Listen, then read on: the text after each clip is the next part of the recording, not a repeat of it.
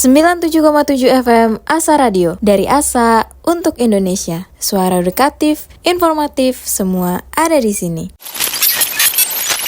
Ruang Suara, sekitar punya cerita. Hai pendengar setia Ruang Suara, selamat malam. Apa kabarnya nih? Semoga sehat dan tetap semangat ya. Seneng banget rasanya aku Mutia bisa kembali nemenin Mansa di ruang ngobrol kita yang santai tapi selalu punya makna. Dan di episode Saat Bendera Menjadi Bahasa kali ini, kita bakal bahas sesuatu yang lagi rame banget dan cukup unik nih. Beberapa waktu terakhir media sosial sempat heboh banget gara-gara satu hal unik ini. Bendera bajak laut topi jerami dari anime One Piece dikibarkan di tempat-tempat umum. Ada yang bilang itu cuma ekspresi penggemar aja, tapi ada juga yang protes. Hey, itu nggak pantas. Kita kan punya bendera merah putih yang harus dihormati. Terus, kenapa sih simbol dari dunia fiksi bisa bikin masyarakat terbelah? Apakah ini bentuk kritik sosial? Atau cuma keseruan fandom aja? Sebelum masuk ke segmen berikutnya, aku mau pilih dan baca komentar Mansa nih dari pertanyaan yang tim Ruang Suara posting di Instagram. Di pertanyaan pertama, apakah Mansa tahu tentang fenomena pengibaran bendera One Piece menjelang HUT RI kemarin? Aku pilih komentar dari @kinopino. Wah, aku tahu banget. Bahkan di sekitar komplek rumahku ada yang pasang di depan warung. Awalnya aku kira lomba cosplay atau acara komunitas anime. Ternyata aspirasi masyarakat yang ramai banget sampai masuk berita. Lanjut ke pertanyaan kedua, yaitu apa Mansa setuju kalau bendera One Piece dijadikan simbol perjuangan atau kebebasan? Di sini aku pilih komentar @tinikosmos_. Kalau aku pribadi sih nggak masalah, asal konteksnya jelas. Kan bendera itu cuma simbol fiksi. Tapi semangat petualang dan solidaritasnya keren juga kalau dijadikan inspirasi. Lalu pertanyaan berikutnya, apakah Mansa merasa tindakan itu bisa menyinggung makna bendera merah putih? Kalau dari @heyitsme_, menurutku bisa menyinggung kalau sampai dikibarkan sejajar atau menggantikan posisi bendera merah putih. Tapi kalau cuma jadi hiasan atau ekspresi fandom ya nggak masalah juga. Semua kan tergantung tempat dan cara menampilkannya. Di pertanyaan terakhir berupa, menurut Mansa, apakah tindakan itu wajar dilakukan? Ini kupilih komentar dari @lilak.auri. Wajar aja sih, karena sekarang budaya pop udah jadi bagian dari kehidupan banyak orang. Tapi tetap harus tahu batas. Kalau udah menyangkut simbol negara, sebaiknya jangan asal ikut tren tanpa mikir dulu deh. Terima kasih Mansa atas semua komentar yang udah masuk. Dari jawaban Mansa, kelihatan banget nih kalau fenomena bendera topi jerami ini dipandang beragam. Ada yang ngelihat sebagai ekspresi fandom, ada yang bilang nggak masalah selama konteksnya jelas, dan ada juga yang ngingetin pentingnya menghormati simbol negara. Intinya, budaya pop memang makin kuat di keseharian kita, tapi tetap harus tahu batas dan tempatnya ya Mansa. Ruang Suara, sekitar punya cerita. Nah, kalau tadi Mansa udah dengar pendapat dari komentar teman-teman, sekarang kita coba gali lebih dalam. Kenapa sih bendera bajak laut One Piece bisa sampai jadi kontroversi sebesar ini? Fenomena pengibaran bendera bajak laut topi jerami ini sejatinya bukanlah hal yang baru. Namun, ia menjadi sorotan tajam ketika dilakukan di momen-momen sensitif, seperti menjelang Hari Kemerdekaan. Bagi penggemar Jolly Roger, melambangkan kebebasan, perlawanan terhadap ketidakadilan, dan semangat persatuan dari orang-orang terbuang. Namun, bagi negara, bendera adalah simbol kedaulatan. Kekhawatiran muncul, apakah tindakan ini melanggar hukum? Apakah ia mencederai martabat Sang Saka Merah Putih? Untuk menjawabnya, kita perlu menelaah dari kacamata pakar hukum dan sosiolog.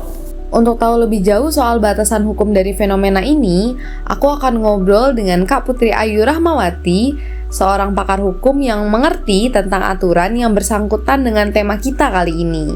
Dari sudut pandang hukum, apakah pengibaran bendera One Piece di dekat bendera merah putih termasuk pelanggaran? Dari sudut pandang hukum di Indonesia, pengibaran bendera One Piece di dekat bendera merah putih dapat dianggap sebagai pelanggaran atau dapat menimbulkan perdebatan publik.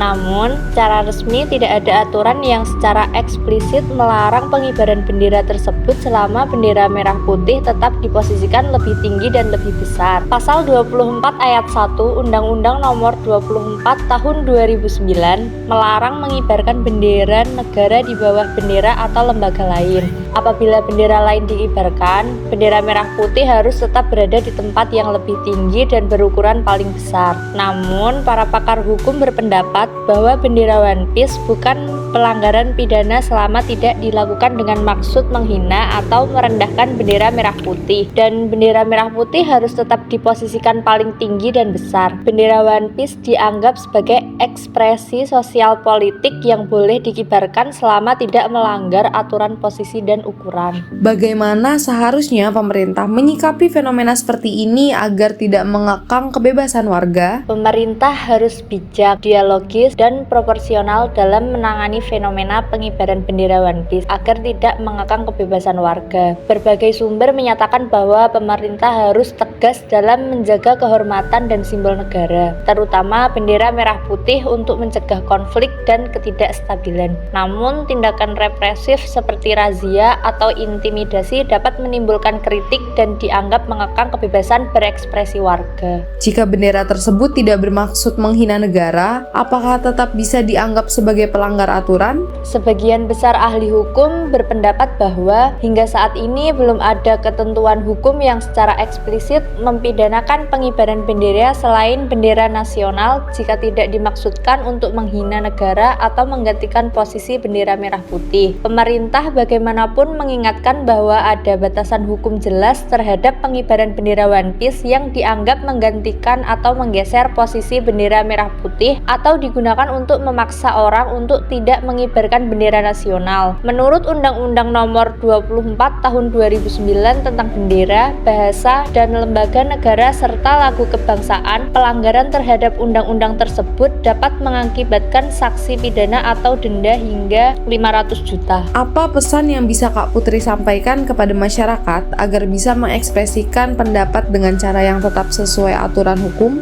Semua orang itu memiliki hak untuk menyuarakan pendapat mereka dalam masyarakat demokratis. Tetapi kita juga memiliki tanggung jawab untuk mematuhi undang-undang yang berlaku saat menggunakan hak tersebut. Oleh karena itu, sangat penting bagi kita untuk menyuarakan pendapat kita dengan cara yang beretika dan tidak menyinggung orang lain. Pendapat tidak berarti bebas tanpa batas, agar aspirasi masyarakat dapat disampaikan dengan baik tanpa mengganggu ketertiban umum. Undang-Undang Nomor 9 Tahun 1998 mengatur cara penyampaian pendapat di muka umum. Kita harus memahami bahwa kebebasan berekspresi harus dilakukan dengan penuh kesadaran, menghormati hak orang lain, dan menjaga keamanan dan ketertiban masyarakat. Menarik banget ya pendapat Kak Putri. Jadi intinya, dari sisi hukum, semua tergantung dari niat dan konteksnya. Kalau nggak ada unsur merendahkan, ya belum tentu bisa dibilang melanggar. Tapi tetap, kesadaran masyarakat juga penting banget soal kapan dan di mana simbol itu pantas digunakan. Nah, kalau tadi kita bahas dari sisi hukum, sekarang aku mau kasih lihat Mansa nih dari sisi sosialnya. Yuk kita bahas, kenapa sih simbol dari dunia fiksi bisa punya dampak yang sebesar ini? Aku bakal ngobrol bareng Bapak Ardian Setio Utomo, MIKOM, seorang sosiolog yang meneliti fenomena pop kultur di masyarakat. Menurut Bapak Ardian, mengapa masyarakat bisa memilih simbol dari anime seperti One Piece untuk mengekspresikan perasaan atau protesnya?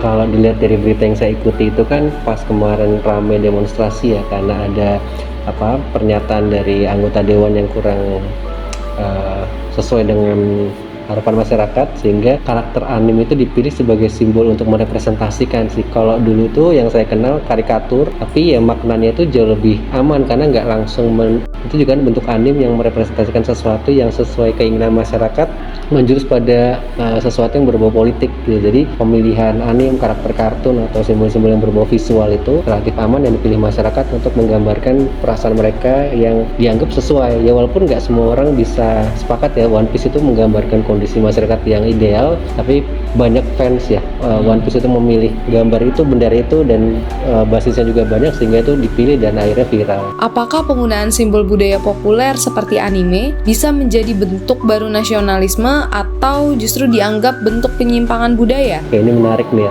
kenapa bisa jadi bentuk baru nasionalisme atau justru dianggap penyimpangan ya? Karena pada dasarnya kita punya dua perspektif kan, kalau di mana-mana di Indonesia juga sih. Kalau dalam perspektif nasionalisme barangkali ini termasuk bentuk penyimpangan, karena kok yang selama ini kita kenal Garuda Pancasila Bhinneka Tunggal itu kok digantikan dengan One Piece yang relatif baru ya, yang dibuat oleh manusia dan tidak berdasarkan dasar-dasar yang cukup kuat, dan budaya juga kan bukan dari Indonesia, yaitu dianggap oleh sebagian besar yang menganut nasionalisme pasti penyimpangan.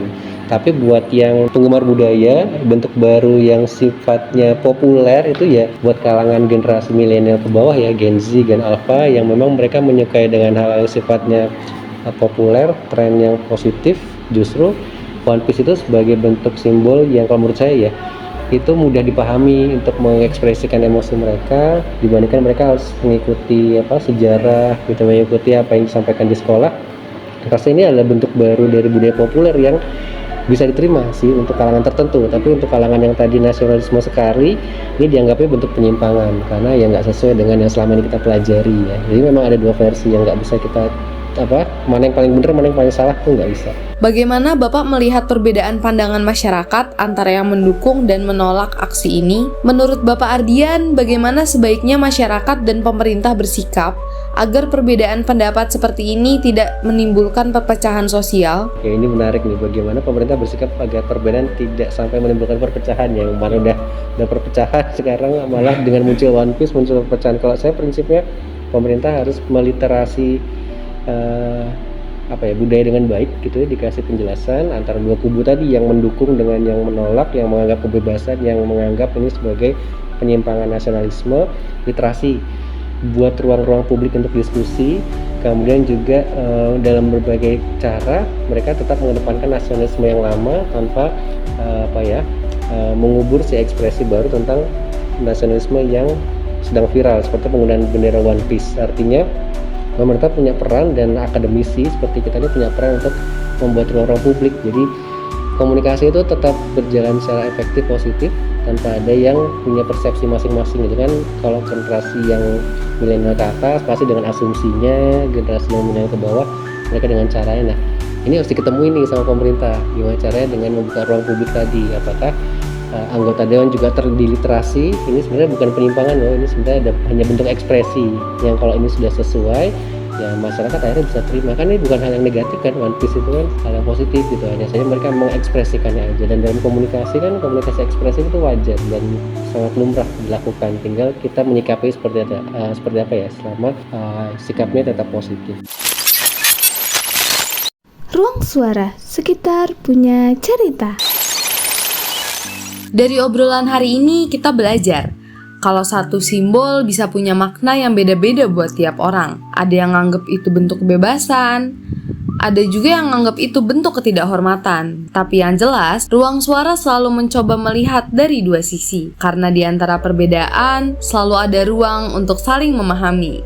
Mungkin bendera bukan cuma kain yang berkibar, tapi juga bahasa yang ingin dimengerti. Nah, kalau menurut Mansa gimana? Apakah ekspresi budaya pop perlu dibatasi? Atau justru dirangkul sebagai bentuk kreativitas anak muda zaman sekarang? Tulis pendapat Mansa di kolom komentar, dan jangan lupa subscribe channel Ruang Sastra biar nggak ketinggalan episode selanjutnya. Aku Mutia pamit undur diri, sampai jumpa di program Ruang Suara, Indonesia Bersuara. 97,7 FM Asa Radio, dari Asa untuk Indonesia. Suara edukatif, informatif, semua ada di sini. Ruang Suara Sekitar Punya Cerita.